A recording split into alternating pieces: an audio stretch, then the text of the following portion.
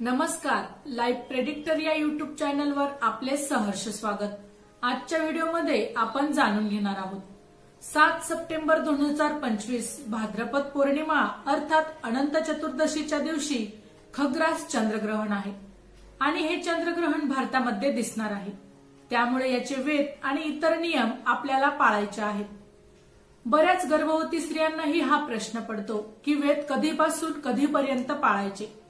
त्यानुसार सर्वसामान्य व्यक्तींसाठी साधारणपणे दुपारी 12:37 वेद काळाला सुरुवात होते आणि ती उत्तर रात्री 1:57 हा काळ असेल, जो वेदकाळ आणि ग्रहण काळ असेल। आता वेदकाळ आणि ग्रहण काळ हा वेगवेगळा असतो। अबालवृद्ध जर असतील, कोणी अशक्त असेल, कोणी आजारी असेल, गर्भवती स्त्रिया असतील, यांनी याचे जे वेद आहेत ते संध्याकाळच्या 5:15 नंतर ते रात्री साधारणपणे 1:57 पाळायचे। परंतु तुम्हाला मी सांगते, तुम्हाला खूप जास्त त्रास होत असेल, तुम्हाला अशक्य गोष्टी असतील तर मात्र हे पाळू नका। कारण शास्त्रातच अशा प्रकारे जर त्रास होत असेल, खूप आजारी असणारी मंडळी असतील आणि पाळणे शक्य नसेल तर अशा मंडळींना सवलत दिलेली आहे। पण जर तुम्ही गर्भवती असाल तर साधारणपणे दुपारी 12:37 नंतर रात्री 1:57 किंबहुना दुसऱ्या दिवशीपर्यंत आपल्या घरात शक्यतो बसून राहा। इकडे तिकडे वातावरणामध्ये त्या चंद्रग्रहणाच्या फिरू नका। घरात बसून नामस्मरण करा, धर्मग्रंथ वाचा। जर हे शक्य नसेल तर ज्याला आपण ग्रहण काळ म्हणतो अर्थात तो वेगळा असतो। मी मगाशीच तुम्हाला म्हटलं, याला पुण्यकाळ असं म्हणतात। या पुण्यकाळात तरी तुम्ही काळजी घ्या, कारण धकाधकीच्या काळामध्ये नाही शक्य होत। तर हा ग्रहणाचा काळ वेगळा आहे। तो रात्री 9:57 पासून ते त्याचा जो मोक्ष आहे तो उत्तर रात्री 1:27 आहे। म्हणजे ग्रहण काळ साधारणपणे 3 तास 30 मिनिटांचा जो असेल, यामध्ये मात्र गर्भवती स्त्रियांना जेवढं शक्य होईल तेवढं पाळावं।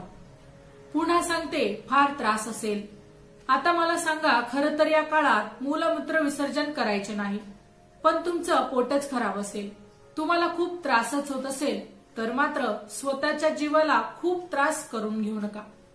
त्यामुळे हे पाळायची आवश्यकता नाही। परंतु ज्यांना ज्यांना शक्य आहे त्यांनी पाळण्याचा नक्कीच प्रयत्न करा।